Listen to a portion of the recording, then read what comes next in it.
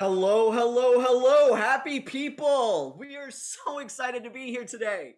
I am joined by two amazing guests, both fantastic game designers and great D&D players and DMs as well. So we're excited to introduce them to you in just a moment.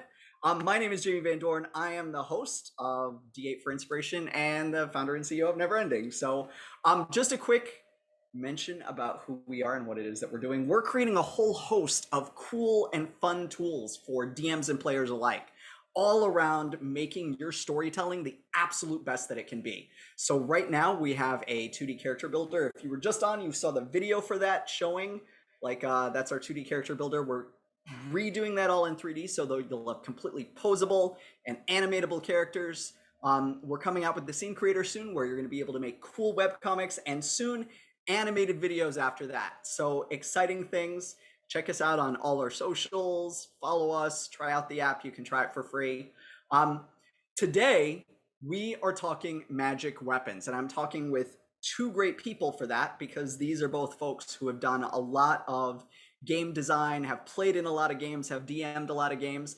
They're also going to come and help me talk about the winners of the Unearthed Arcana Magic Weapon Card Contest that we are sponsoring. So on the subreddit Unearthed Arcana, we sponsored a Magic Weapon Card Contest, and there's a bunch of people who entered, and they're waiting to find out who won. So at 6 p.m., we'll be talking about that. For now, I want to kick it over to Anthony Joyce, and then right after Anthony, David. Anthony Joyce-Rivera. Yeah, no, hey, everybody. Jamie, thanks for having me on. I'm excited to talk. For those who don't know me, I'm Anthony Joyce-Rivera. You can find me on Twitter at Thron589, and I am mainly an adventure designer, but I dabble in mechanics, magic items and whatnot. Done a lot of stuff on DM's Guild for MCDM, Ghostfire Gaming, and Wizards of the Coast. So anthonydreams.com is where you can find all my stuff. So I am excited to talk shop and look at what we got for magic items. So let's do this. Sweet. That's awesome. Jamie, Go. what are you doing to me? How am I supposed to follow that? Nerdarchy is Dave from Nerdarchy, for nerds by nerds. We make videos, content all over the web. We also have a website, and we post pretty much daily, all across the interwebs. And we just finished up our second successful Kickstarter, the Mage Forge, which is apropos, since we're talking about magic weapons here, that was a tarot-sized deck of magic item cards. And those should be popping up in the chat. So we'll get a link up there so that you guys can check that out. I highly recommend it. I backed it. You should back it. It was already successfully funded. So if you click that late subscriber, you're just going to get sweet, sweet loot. And that's what magic weapons and items are all about anyways, right? Sweet, sweet loot. So speaking of which, I kind of treated it like that. When I was a baby DM, I feel like lately, if you saw the last stream, all my stories start when I was a baby DM. Picturing myself in old diapers running around with, the book as big as me. The book's almost as big as me now anyways. Don't make it weird, man. Don't make it weird. Yeah. Yeah, it's slowly traverses into, that's kind of awkward. But when I was first starting out, for me, magic weapons were major loot. So if I was making something, I kind of tended to oh, it'd be cool if it did this, and it'd be cool if it did that. And lo and behold, I'd have something ridiculously overpowered that I could never use myself or give to a player. And I think a lot of new people kind of start with that. Now I've kind of gone a different way. And what I kind of like are more weapons that would just be at most rare, but actually probably more often uncommon. I just love more interesting mechanics, not necessarily a lot of damage. For me, it's a lot about kind of giving the player options to do interesting things. But I'd love to hear you guys, your guys' take on these things.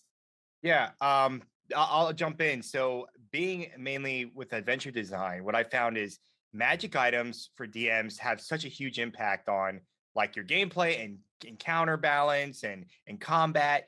And we want to spoil our players, right? That's natural. I think for a lot of DMs, you're all right, I'm going to give you the cool armor and the cool weapon. And when you think about it, when you look at D&D's structure for earning gold and earning magic items at certain levels in tier 1 levels, 1 to 4, you're only really supposed to get like one magic item by the end of that tier, and enough gold to maybe purchase like plate armor if you're lucky, which is Wait, 1,800 wait, gold. wait. Yeah. By the end of level 4, one mech? No. Yeah. No. Yeah. I mean, so Dave, I don't know. I think back me up. I think it got updated in Xanathars where the magic items are just ridiculous. Like the number that you get by level. Like they did another chart. They went the other way. They went The other way. One magic item to like. You see that? Yeah. Well, opening up from 5th edition, I as we evolve, we get to like Xanathars, and it throws things off. Like Adventures League, if you play that, WotC's official play program, there's a lot more magic items in there, and it can make combat just easy for players. So I don't know. I'm kind of mixed. I understand the draw to want to award them all the time, but I also understand they can screw things up because a lot of monsters have resistances and the magic items overcome that. So the CR rating of the monster now is negated and it's actually a weaker creature. So yeah, it's tough. Yeah, I feel that a lot. Dave, go ahead. You were about to say something. Well, I was just thinking about what both of you were saying. And like, I remember like the early days of running games. And like you said, you want to give your players these cool things. And you don't always think about like what's going to happen in the ramifications of giving them the cool things. Next thing you know, you're building this Jenga tower of items that they have. And that, when it falls, that's your campaign imploding because you just like totally overdid it with all the cool stuff. Well, I think that's where good. Go ahead. Sorry. And now I lean more into like I like giving them personalized stuff, which isn't very helpful. Like if you're talking about creating products and selling products, because you can't do that. But as a GM, it's like I'm more about personalized magic items or enchanting something they already have than I am about like giving them stuff. Yeah. Well, I think that's where kind of the design comes in to play, because if it is just all about damage, then all of a sudden, to your point, like it does become something where the CR rating really gets impacted. But if you can give them things that affect, battlefield control, or maybe it affects the terrain, or it gives them out of combat stuff, things that allow them to do their interesting things more often or do them in unique situations. So I don't want to dive into that, but I don't want to dive into the weapons. But one of the ones that we'll look at today was the Blade of Versatility, which was a really simple, +1, but you attune to it and you could use instead like your charisma or your intelligence or your dexterity, so which is kind of cool because it doesn't necessarily significantly overpower, but at the same time it allows somebody to feel a little bit more powerful, a little bit cooler without like vastly jumping up the damage. Yeah, I agree with that item. I remember and I liked it a lot. I know we'll talk about them a little bit later, and I think for those DMs who are watching and players, who are out there listening, what you can do if you have this kind of high fantasy, high magic world that you're playing in, is maybe you could have a little bit more leniency on the items you do. So it's not just utility based. If you really want to go with the weapons, sure. But just know that it's going to take you additional time to beef up encounters. And I think if you have that contract with your players up front in like a session 0 saying, hey, if I'm going to ward out a lot of magic items, the game has to be like a little bit more deadly than a normal game is, because otherwise it'll be easy. It'll be too easy. So if you can somehow agree with, make an agreement with your players that, hey, more magic items mean the stakes are going to rise up and maybe more, bad guys are coming after you, that can kind of be a middle ground there to mitigate that. What do you guys do with your magic weapons when you're awarding them, like through play? Like, do they find it in a chest, or had they just spent the last 5 rounds like getting smacked around by that great sword that's a flame tongue? So I tend to like to have the weapons either being used by or sometimes find them. Those are my 2 things. Anthony, you were about to pop in now. I'm sorry. No, yeah, I think so. This is a good question. So I like to set up magic items as something you get prior to the fight. So example, a sword of dragon slaying or something like that. Like I would want you to find that sword in a cave or something, or for some quest, maybe the tomb of some old knight who was slain. And then you take that sword and you go fight the dragon with it. A lot of times I've seen some modules written where like you kill the dragon and then you get the sword of dragon's leg. You're like, what the hell? I just fought a dragon. I couldn't use it. So it's like, something to think about when you're placing your magic items is if it's specific to a type of creature, put that before the fight, because then you have an anticlimactic feeling of, oh, I just got all this cool dragon themed armor and weapons, and now the fight's over. So yeah, it really just feels like at this point your GM's just flipping you off, right? Like, I'd talk about a day late and $1 short. Yeah. So we have some comments. So we've got Tuxik was talking about, so I had mentioned that, sometimes if you just let somebody do something, their kind of cool stuff a little bit more often, and I think Tuxik, I'm going to say everybody's name wrong. I apologize ahead of time, but I can't help it. That like being able to rage one more time can make a huge difference. And yeah, definitely, because that's a combat thing. I like to see when they can do like non-combat things a little bit more often, like hiding, or well, I guess spell stuff is but if it's something that where it's out of combat because it takes like a long time or something. One of somebody else Heimdall was talking about the bad guys need some way to hit the players when they've got AC 30 plus. I think that's what happens when you definitely give your players too many magic items. And I'm not even going to say DXHHHH101. I just said it. That their DM gives like incredibly busted items, but then makes the encounter so hard that he should be arrested, which is what you're talking about. But, we were just talking about this last Saturday and how really what you can do, you don't always have to throw huge encounters. You can do wars of attrition with the players so that they're using up their resources. And that's what I like to do. That's why I love horde monsters. Like undead, some of my favorites. Kobolds, goblins, love them. Fight 30 zombies and then you make it to the wraith at the end. Yeah, I mean, there's a lot of different ways to do that. And I think something to consider, which is also a fun thought for GMs out there and DMs, is giving your creatures, like your horde monsters, magic items. Like imagine when your characters like tier 2 and tier 3, they don't need a +1 sword because they have their +2 sword. But if you give like all the skeletons +1 swords, I mean, you're increasing, you're bumping up the CR, right? But now these magic items are they're not really valuable to the player, so you don't have to worry about them like, getting a bunch of stuff from it. But it's like, holy crap. Until they break the economy. Yeah, that's what I was thinking immediately. Like they're just going, because I remember we had a campaign like that where like they just went out into the wilderness forever and there was a lot of loot and magic items. And so much of it like wasn't valuable to them anymore, but they were saving it because it was still magic. They're like, we're going to start an army and just equip them with it. That's the other thing that can happen, or you just completely bring down the economy because you just showed up with 30 +1 long swords. That's a cool idea, though. That's a really, I mean, like I'm thinking of like starting an army. If you were such a cool, like if you had forethought, you can have the characters build an army. So like in tier 4, they're conquering some magical land with their +1 weapon army they've accumulated. That would be huge. I mean, that adds up significantly.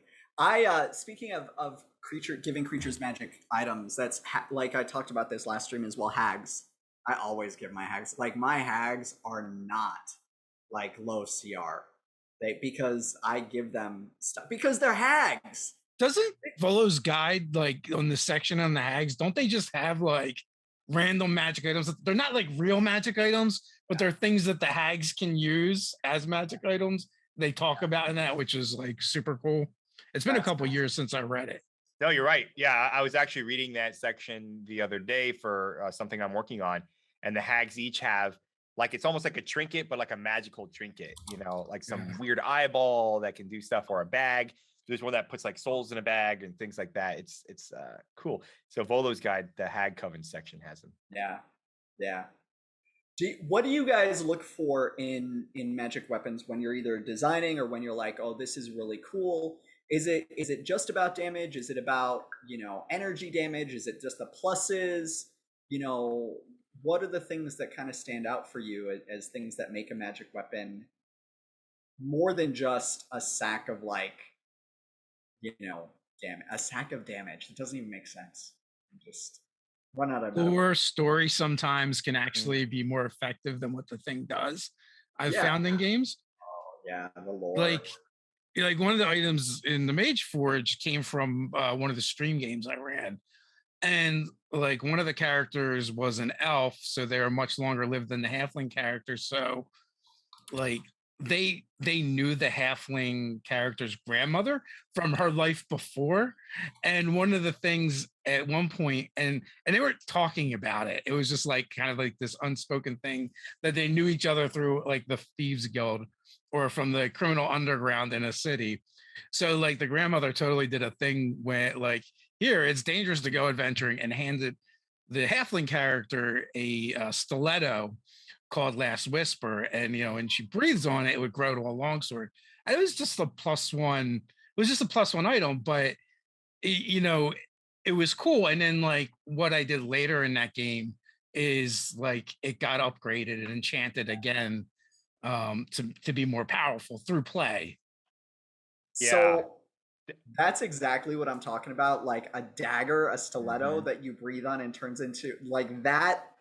That is great magic weapon design. It's so cool because it's cool. Like there's something about it. It doesn't have to do a lot of damage, but there's something where you go like, oh, this is cool. And you want to be able to have that with your character forever because it just feels like it becomes a part of their persona, you know? Yeah, I agree. And I think Dave, good point on the like upgrading the magic weapon. I would like to see like an official product come out that shows you how to like continuously evolve a magic item. Yeah. Because I think, when you look at any fictional story, they have their sword, it's named, and they have it. That's what defines the character. But in Dungeons and Dragons, sometimes you get the plus one sword. That's really cool. But then guess what? You get the plus two next. And you draw. It's kind of like, hey, Yeah. thanks. It's like a consumerist economy, right? Like, all right, out with the old, in with the new. Here we go, baby. And like, you don't have that bond. And I think we should have Yeah. those bonds with, I wear the same armor for my whole campaign and it grows with me, and the same axe or something. So I love that. Yeah, I do that stuff all like all the time in my personal games. I feel like it's a little bit harder like to design that and do that in like a product because you don't know how the GMs are going to use stuff, and Mm. and you're right, like a good guide to that. I just do it because I've intuitively been running games for a long time, so it becomes easier.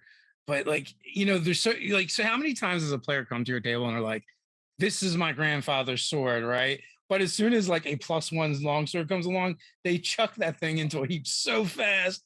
And it'd be just so much cooler if they could like keep that sword and have Yeah. it still be cool. Yeah. And Yeah, have it wake Grand, up. By the way, Grandpappy's sword getting chucked in the trash. And someone did add something good in the chat here. Fizzbands, you're right. They do have the upgraded weapon concept. So we're starting to see that, and that's exciting.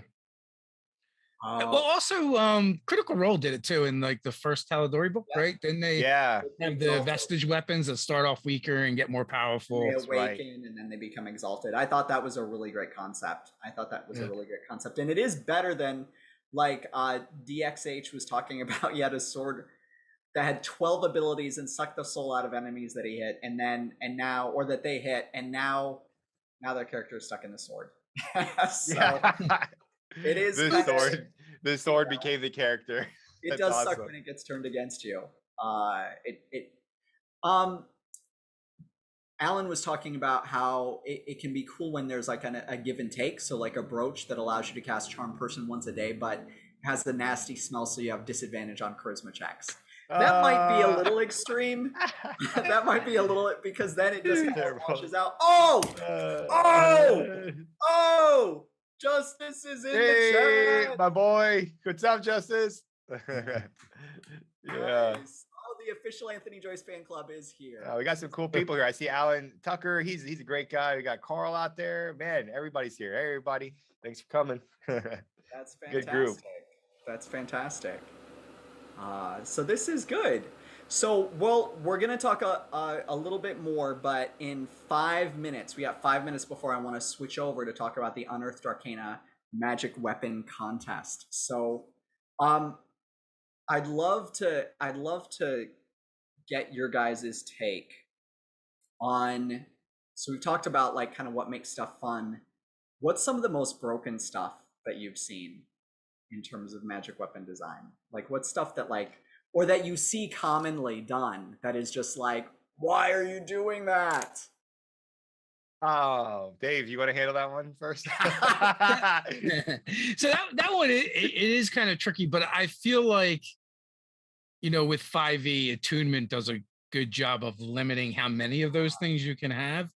And so like as soon as you start getting rid of that for stuff, that's the first domino to fall down that dark road. But in my early days, like you just want to you just want to throw the kitchen sink, everything and the kitchen sink at it and just be like, this will be cool and this will be cool. And then you see that thing used in your game, right? Like I went from like, okay, like Monty Hall campaigns to then like I was so cheap. I'd be like, you should be so grateful for this +1 dagger I'm about to give you. And like they would get no gold. I was like, and your person's like, but I use a great axe. Be happy for the +1 dagger. Yeah. Tie it to the end of the great axe. It'll work fine. Yeah. So, so I feel like I'm so far removed from that. And I haven't seen anything in products per se that I felt like is really like that. I mean, I'm sure if you go to D&D Wiki or even D&D Beyond Homebrew, you could definitely find some stuff. Yeah. Yeah. Well, actually, if you go to the Unearthed Arcana that I was talking about, like there's going to be a lot of broken ones there. There's going to be a lot of broken ones there. I am curious. Do we want to start with the like winner chicken dinner one, or do we want to look at some of the runners up first? Let me ask this. I would like to talk about one that is in the top running here. Yeah. But I think it kind of goes to your question you just asked, and so it's a good one to kind of talk about. So we got the dragon wing staff, which we're gonna switch over screens. But you can go ahead and talk and switch over. No, there it is. There it is. Yeah, so I'll talk about this one, right? So this is kind of like the magic item trap, if you will, the design trap. From a player perspective, it looks really cool. Like you want this. And from a DM perspective, it looks, initially it looks pretty, awesome. And it's really story-like and all this stuff. But when you really dig into it, you can see that it's a little bit overpowered. So right here, it's, a legendary item, but something of this power level should definitely be like an artifact and should be very end game, if that. But if for those, at home watching, this weapon will give you, +3 to attack and damage rolls and +3 bonus to armor class, saving throws, and spell attack rolls with additional benefits such as making you do fire breath, 10d6 damage. What's the problem? Plus a flying speed of 40 feet. Plus, you can speak Draconic and have charisma advantage on charisma checks against dragons of the same color.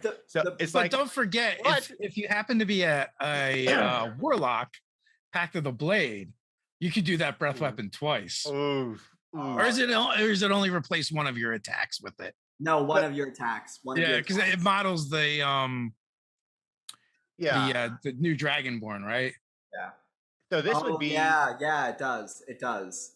It is really powerful, and you have crit advantage on charisma checks against dragons of the same color as the staff. It's a little bit of a mismatch of the new Dragonborn and but it's beefed up a bit, as well as like the Draconic Sorcerer. Yeah, and the thing about this, just to understand, like if you use this in your game, it's fine as long as you understand really what's going on. And what's going on is you're really giving them, like a very rare sword or weapon +3 attack, right? That's that. Then you're giving them like a legendary level armor with the +3 bonus to AC, plus like a winged boots equivalent. So this is really like 4 or 5 magic items rolled into one. So if you're warding that, you have to just understand what you're really doing. You're not really giving them one magic item. You're giving them one magic item with the power of 5. That do different things. So it's also a Staff of the Magi, essentially. Yeah, only a little bit better in the plus, right? Because I think that's only like a +2. Yeah, it's something. But again, as far as the person who wrote this, David Oreo, great. I mean, I like it. Flavorful. Yeah, Dave DiOrio. It's story-wise, thematically tied to dragons very well. I would Good just use pull of the some art. powers back and Yeah. 10d6. Oh Yeah. my god. It's just Like I get that you're thinking like in place of a spell, but I would be like, but a fireball, a third level fireball is like 66, 68, 86, 86. 86. Yeah. So Yeah. it's essentially like casting a fireball at 5th level because each level, but in this case it might be light, but with lightning or whatever. This one did not make it into the top 5, but I have to give a shout out to Blurt Murph because for me, this is like great magic weapon design. Like Murph.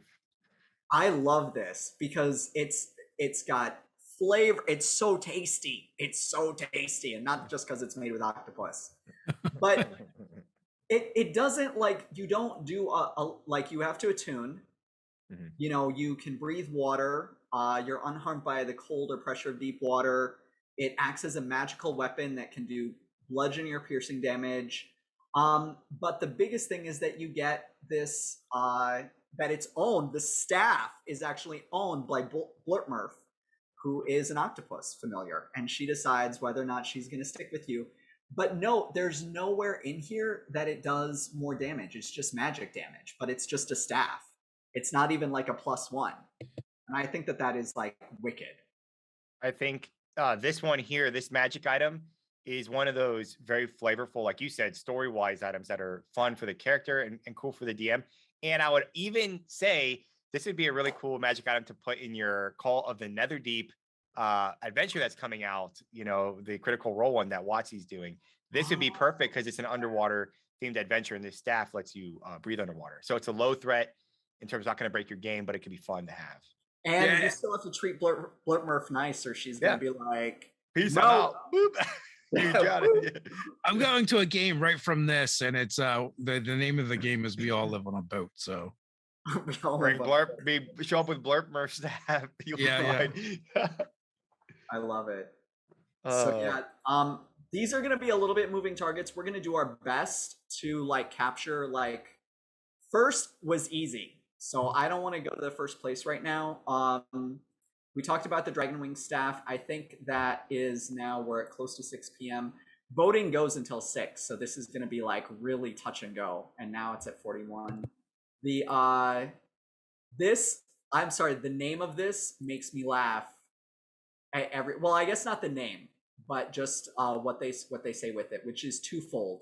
A long sword is really just 2 short swords when you think about it. But it's not like, I don't know why that cracks me up. That cracks me up.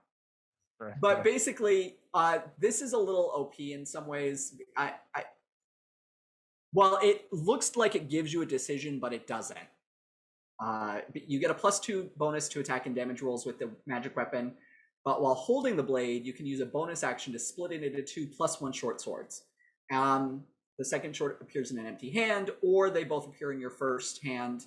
Second sword is dismissed if it's more than 5 feet away from your first, and you can use a bonus action to dismiss it, or if the attunement ends. But basically, whenever you hit the same enemy with both swords on the same turn, they take an additional 2d6 force damage. And you also gain the benefits of the 2-weapon fighting style while holding both swords. Now, it is very rare. So but it looks like I think it is cool, and I laugh at the name, but what I have a problem with is that it gives you the illusion of a decision. Like, when are you going to use the +2 longsword and give up 2d6 force damage? Yeah, it's a chance to get that extra bonus, hit them with a great sword, essentially. Yeah. That's interesting. Yeah, no, I agree. I don't think you would ever use this as the longsword here. I'm just looking at it, but I mean, it's like, I do like the fact that it's almost like there's something roguish about this in a way, like you're concealing your weapons, like, hey, here's my one weapon. It's really 2. I do like there's a theme that's really neat there. And I think with a little bit more time, if they worked on how to make the maybe longsword a little bit more useful, this could be a cool item. And I'll tell you why. Like, this would be a good item for like in a product that's sold, because it's generic enough. Like, the DM doesn't have to create a magic item, but it's versatile enough where rogues can use it, a warrior can use it, a paladin, and it's kind of like a 2-for-1 magic item. I like it. Dave, what are you thinking? No, I agree with you. Like, the illusion is for real, because why would you ever use use it as a longsword? It's not like previous editions where the plus of the weapon matters as far as, and honestly, if you need that just extra +1 to hit whatever you're trying to hit, you're already in a bad situation, and you're probably just better off rolling an extra die. Anyway. Oh, DXHH is he said that the longsword isn't intended to be used. It's supposed to be split, but it's stored as one weapon. And I get that. It's just, I think if it personally, if it had something like, as a longsword, it scored a critical on a 19 and 20, and you got 1d6 force damage, like, that would be kind of interesting. Or I don't know. I'm just trying to like think about what would be there. Here's the other side of it too, though. Here's what it does do. It allows you to attune to 2 weapons with one slot. Yeah. As well. Wow, that's a good catch. That's cool. That is kind of cool. And it is possibly Reddit's fuzzing that is moving things, because now it's showing as 39. Reddit is a pain. Reddit is a pain. Twilight Dagger is up next. So this is at 44 currently. I like that this comes with lore out the box. I'm going to say this wrong. Cornier, the self-proclaimed queen of rogues, wielded the Twilight Dagger during her reign. Accounts of those lucky enough to escape Cornier report that the dagger is a separate, malevolent entity. The dagger was the manifestation of the shadows, and through it, Cornier became master of the dark. Excerpt from the Kippian Weapon Codex. So it does 1d4 piercing, just like a regular dagger. It injects fear into any creature it damages. Any creature hit by the Twilight Dagger must succeed a Wisdom saving throw DC 12, so pretty low, or be frightened. It should be of you for 1 turn. Twilight Dagger preys on fear. You gain an additional +2 damage. A +2 damage rolls with the weapon when attacking a creature frightened by you. And when it's lost, it magically returns to the attuned master after the next dusk. So there's one issue with this that I have, that it sounds cooler than it actually is. Unless you have extra attack, you basically don't get the +2 the damage rolls. Yeah, it doesn't state like, or you have another way to make someone afraid of you. Yeah, it doesn't state when that like they become frightened of you for 1 turn, or it should really state until the end of your next turn in order for this to be useful. Yeah, that's what I was. I actually looked at this one. I thought from a creative sense, I gave it like really high points. I like the lore thrown in there.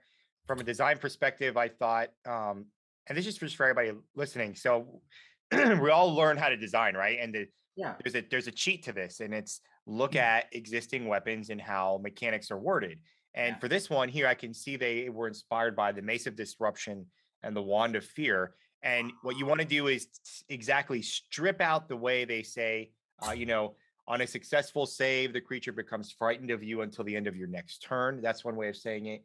The other one, that Wand of Fear, for example, is each creature in the cone must succeed on a DC 15 Wisdom saving throw or become frightened of you for 1 minute. So kind of pick a minute, pick an end of turn, things like that, and then word the Wisdom saving throw the proper way there. But yeah, I think this is neat. I mean, like if you're a paladin and you can have the aura to like, make someone frightened of you or something like that, that'd be kind of cool. And then you stab them. You know what I mean? I thought of Oath of Conquest with that as well, because anytime you can layer any kind of frightening fear effects on someone with the Oath of Conquest, It's a bad day for somebody. I see this big hulking paladin, Oath of Conquest, making someone afraid and pulling out this like teeny dagger. Yeah. Then just stab them. I mean, it doesn't matter when they hit you with a level 5 smite, you know. Like, Yeah, exactly. It's just like the rogue sneak attack at that point. Like the weapon damage is like just extra. It's some what icing. are you gonna do with that? And then they poke you in the chest, and then your chest explodes. Yeah. So we're gonna talk about the Blade of Versatility, which I had already mentioned. I think it fell out of the top 3, but it's still worth mentioning because I think it's super clean. Like this is just very clean. So basically, when you attune to this weapon, choose Intelligence, Wisdom, or Charisma. You have +1 bonus to attack and damage rolls made with the magic weapon. In addition, when you attack, you can use the chosen modifier instead of Strength or Dexterity for the attack and damage rolls. I like this one a lot. Yeah. This was one of my favorite. It's super simple. It's concise. The mechanical language is spot on. And it's like really cool for like a bard or, you know, even a cleric if you're going to use Blade Lock. wisdom. Yeah. Warlocks. Yeah, it would be a very powerful in the right class hands. Yeah. And there also might be some like instances like, you know, the cantrips that let you use a weapon as part of your attack would make those cantrips a bit more useful for you. And this would also be kind of neat to like at the beginning of a campaign almost. I would maybe take out the +1 attack or whatever and kind of maybe make it evolve to there. But if you gave us like a family sword to a character that's like, I want to play a fighter who's just really charismatic and I have like low strength. I'm like a weakling in that sense. Yeah. This would be kind of cool because then you could like, you can break the archetype of a class with this weapon by making them still useful in combat, but having a different flavor on the character. You know, too, and just like the paladin with this weapon who wants to go heavy charisma and doesn't want to take their strength all the way. You just use one of these. Yeah. Oh, DXHHHHHH101 just gave me a good tip for being able to call out the order for these things. But we do have a clear winner, so let's talk about that. This is the Staff of the Sun and Moon is very powerful. There's a lot going on here, but it is actually also really cool. And it got a ton of votes, and it's Dave Diorio. Hold up, Dave Diorio. Where are you? He was the dragon staff. He was the dragon wing staff. Oh, they were. He's like, one of my stabs is gonna win. I'm gonna get stabs until I win this. I'm gonna make an OP staff and a good. Well, Dave Diorio is going to win the 3-book. Is going to win the 3-book D&D rules expansion gift set. So be excited for that. We're gonna reach out to you to get your email so that we can get that to you. But let's talk about this, and then we'll announce the second and third place as well. So this is very rare. I do not want to read all of this. But basically you get a +2 bonus to attack and damage rolls. It changes based on whether it's night or day. And it matches, you know, the night and day cycle of whatever place it's in. Has 20 charges, regains 2d8 +4 each day at dawn. And you can use an action to expend 1 or more charges to cast a spell using your spell save DC and spell attack bonus, which is great.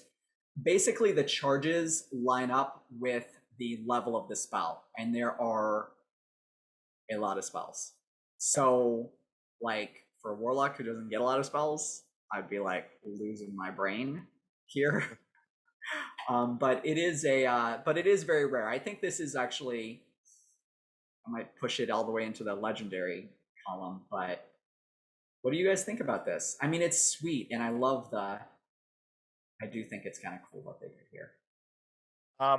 So for this one, I spent a lot of time when I was looking at the magic items. I had my Dungeon Master's Guide opened up, and I was going through the magic item design stuff to really give a constructive criticism here on these things. Now, this one, is actually spot on in terms of design. It's similar to the Staff of Power. So in terms of power level, I can see that Dave here probably looked at the Staff of Power for his base and then molded it to this, reskinned it. I really like that. Now, what is a really great piece of design that Dave did is explaining in the third paragraph, because I thought this immediately, where he's saying if it's daytime, it's in solar form. If it's nighttime, it's in lunar form, and it repeats every day at dawn. And I thought, well, what if they're like in the astral plane or somewhere where there's just not a lunar cycle? And in the third paragraph, Dave puts a whole, if they're on a different plane of existence with a different cycle, the staff attunes to that. And he even goes so far to say, if there's no day or night cycle, the staff remains in the most recent form. Beautiful design. It doesn't take, it takes and answers every question that I had about this staff in terms of what form it would take if I was in some place where there's no lunar cycle. So huge kudos to that. That really impressed me. And I thought overall, this one was mechanically very well designed, flavorful. It was very, had a lot of flavor. Overall, I think it was great. So great job on that one. Yeah, it's very cool. It's very cool. Dave, what about you? I don't know that I have much to add to that. Like, it is cool because of the theme and the flavor, and and the dichotomy between day and night with the with the different powers. Yeah, it's I agree. It's pretty sweet. I can see if I had this weapon, or I could see a player, they're like, oh, we're gonna go to the plane of so and so, and they're like, hey guys, we gotta wait like 8 more hours so this becomes lunar, and then we can go because it'll be stuck in solar. I really need those lunar spells. It would be funny, I think, to see how that would really play out. Yeah. So that people know that I'm not cheating, we're gonna search magic weapon. We're gonna sort by top. I already found them on a different screen, but we're just gonna quickly go and find our two. Oh my gosh, English. Wait.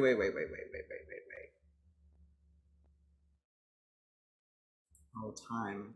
I should do in the past month because right now it's gonna be, there we go. So Staff of Sun and Moon, definitely number one. Nice. So surprising, we've got Twofold and Twilight Dagger showing up, with Dragon Wing showing up third, Blade of Versatility fourth, and so on. So we said it was going to be based on upvotes, and Reddit does kind of fuzz the upvotes, so sorting it this way gives us the kind of best guess as to what was first and second, and so we're going to believe Reddit. And so DXHHHHHHH101. I might have said too many H's. I'm just playing. I'm totally teasing you. Don't be mad. Don't be mad, because I'm giving you a D&D book of your choice. And Dab Maps is going to get one too. Thank goodness Dave DiOrio didn't win again. But I'm going to say this. So we are going to do, we said in the rules that we had the option to do whatever we want. And so we're going to do whatever we want. And we're going to throw, we're going to get in touch with Randy McDay, who made the Blade of Versatility, and Amethyst something or other, who made the Amethyst Dragon, who made Blortmurph's staff. And you guys are going to get a little consolation prize. We're thinking some cool dice or something fun, but we'll communicate with you about that. So we're not giving out just one big prize or even 3 big prizes. Now we're at 5 prizes. So I hope you guys are excited. We're excited. We're excited. Nice. I think these are all really great. Everybody's a winner. Actually, you guys all are. Like, these were some really cool things. I really loved the stuff. Dave really dug the squeaky maul of the Jester, which was pretty cool. Oh, let me open it in a different. Oh, hold on. Sorry. Let's see if I can. Oh, I do not know how to navigate. How do I live my life? That's what I want to know. I want to know how I live my life. And if I could say something here, Jamie, for everyone who participated in the contest, like, there's some cool magic items, and I will tell you, you might think this is just fun to do and put on the internet, and that's great, but compile the stuff you create and use the artwork here that Neverending has, and see if you can get a commercial license from them, and then sell it on DM's Guild or Drive Through RPG and make some money from your hobby. Like, for real. That's what's cool about like Neverending, is you have the it's right here, the artwork, like you have the text. Go ahead and make this thing and compile your stuff and sell it. It's a great way to make money and do what you enjoy. Absolutely. Absolutely. And we're on board for that. Dave, tell us about the Squeaky Malt. What did you like about this? You know, Requires attunement by a bard, by the way. I just liked it because I like the ridiculous, and it is ridiculous, right? I mean, it is cool because it's, you know, a +1 weapon, but also I just imagine someone hitting But things. you use your charisma modifier for attack and damage rolls. That's a big deal. Yeah. Oh yeah. You can use your. But even, and you can spend charges to, you know, hit them with Tasha's hideous laughter as well. So yes. there was is actually, that. In the comments, there was some argument about, does it do damage or does it just cast the spell? It's a but yeah, for me, it was more about the concept that I really liked, just because it's ridiculous. There's definitely some players in my games that I could see using something like that. I immediately thought of Harley Quinn. Yes. Also. This would be good for Thaco the Clown to have in the which, like, the carnival. You know, so yeah. Yes. Oh, that would be a nice addition. Switch it up a little bit. Yeah. Give him this Squeaky Malt the Jester. I love it. I love it. So another honorable mention there. Another honorable mention. So this is some cool stuff. You know, I think we might run something again. I think we can come off this screen and get back to the focus on the three of us. This is some cool stuff. We will reach out by email to the folks who won stuff. Are you guys excited to have won? That's all I want to know. I just want to know if people are excited that they won. I mean, I would be. You got that. What was it? The gift set is the first prize winner. The new gift set. Woo! Yeah, that's nice. That's a big one. That's a big one. Yeah, I agree. DXH1 said, like, you know, maybe not on Reddit again. Yeah. It was tough. It was tough. Well, but it's a poll would probably be easier, right? Huh? Something with a poll feature would probably be easier as far as telling the winner, right? You just look at it. Yeah. Yeah. I just think I thought everything was really fantastic. I did. Hey, Nate, can you move us to the other screen, please? If you're around. Nate's our producer from Chaotic Tiefling today. There we go. Hey. There we go. The wizard behind the curtain. The wizard, yeah, don't. Except we should pay attention. So shout out to Chaotic Tiefling. You know, Ashley Fletcher Babs was not with us today, but she sent Nate. Nate's doing a great job. The Chaotic Tiefling team is a whole team. So far I've met Nate, I've met Jordan. They're all fantastic folks. So if you ever need production help, they're great folks. This has been super fun. Would you? I'm gonna put you guys on the spot a little bit. If we had another opportunity to have you guys back on, would you come back on stream with us? Of course, absolutely. I had a great time. Yeah, I like hanging out with you and Dave. This is a good time, and the chat was lively. I liked it. Oh, the chat was lively. It was a good day today. Yeah. I don't think it's that hard to entice nerds to come talk about nerdy stuff, to be honest. Yeah. Right? Well, hopefully we'll get you guys playing with the character builder sometime too, or working with us to create some cool stories in the scene creator. I think that's going to be really fun. That would be cool. I'm really excited to work with some of these folks on polishing these and getting them out there. I agree with you, Anthony. I would love to see these on DM's Guild. I definitely think we'd be happy to do like a commercial license for folks on some of these and get them out there. I'm going to see if we can get them up on our site, up on our profile, because one of the features that's coming to Neverending is the ability to just kind of upload content into your profile as well, so you can show off certain things. It's part of the, because we want to be more than just making characters and making webcomics. We want you to be able to show off all of your really cool creations and just be like kind of a, I don't want to say curating house. That's not even a thing. Yeah. Are you guys gonna ever do like a marketplace over there? Yeah. Yeah. So then they don't even have to go to DM's Guild. They They can have just it go right right there. there. Oh, actually, our marketplace is going to focus on artists, really Oh. art specifically for use on the platform. I feel like there's not Wow. enough of that. That's I don't really time. want to compete with Guild or Drive Through RPG. You know, they do a fine job. But being in a Right. situation where, you know, you can sell your art for use in webcomics or Wow. in animated videos, see, that would be pretty cool. I would say like one of the biggest things I found is a lack of art with commercial licensing, whether it's stock art or whatnot for creators to use. And I've always wondered if there was a place where it was dedicated to that. That'd be wow, Yeah. that'd be great for the artists, and it would be great for the creators, and it'd be great for the consumers. You get some really cool stuff. Yeah. Absolutely, absolutely, because it's hard for artists to really get their art out there and to be able to sell it at a rate that they can live. You know, do little things like buying food, paying rent, having electricity, you know, the luxuries. Yeah. Oh wow, that's Yeah. great. So we plan on doing some really cool stuff. So we hope everybody will stay tuned. I want to check out the chat one more time before we head off. So DXHH101 was sad that his Jaded Weapon didn't win. I did think that was pretty cool. I was hoping to get feedback how well it was designed. Well, what did ooh.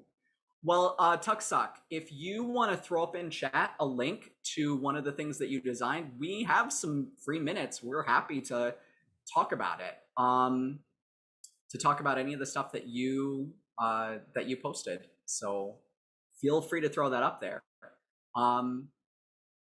Amethyst Dragon was like, I like the idea for voting. Reddit votes very wildly, even depending on the day. Yeah, it is kind of a science as well. I am wondering when, I wish I had looked and seen what,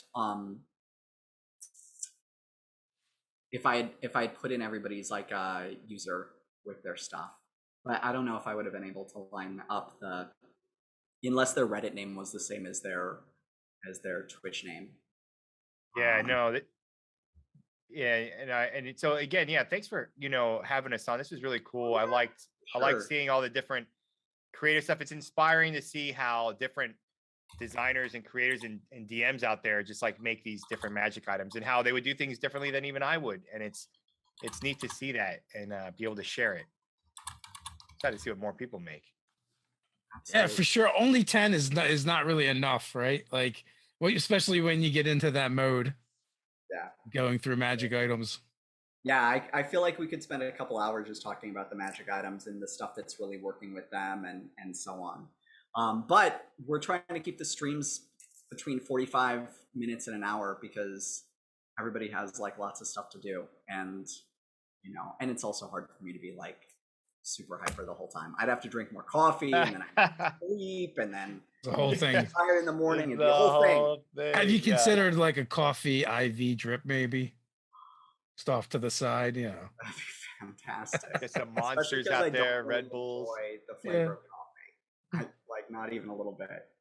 I legit am like a cream and flavored creamer kind of dude. 100%. Nothing wrong with that, Yeah. Live your best life.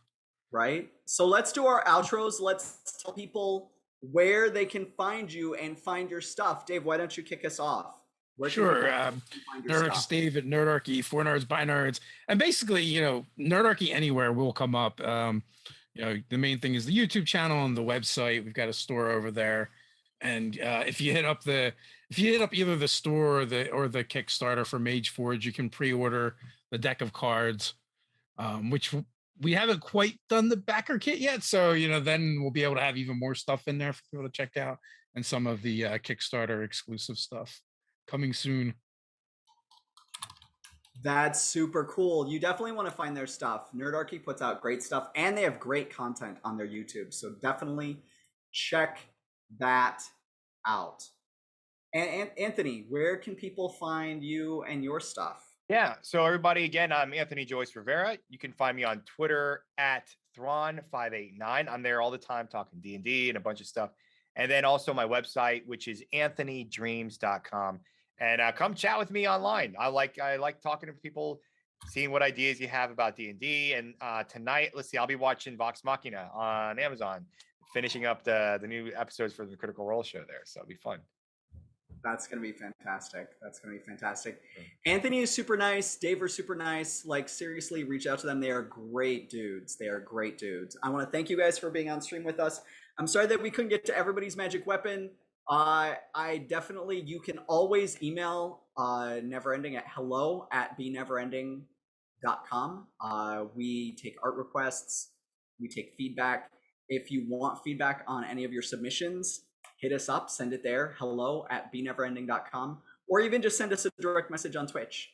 We'll get to it there, or on our Reddit, which is also @beneverending. So find us wherever @beneverending is sold. And with that, we're out of here. We're going to go. Bye, everybody. Thank you so much, you guys.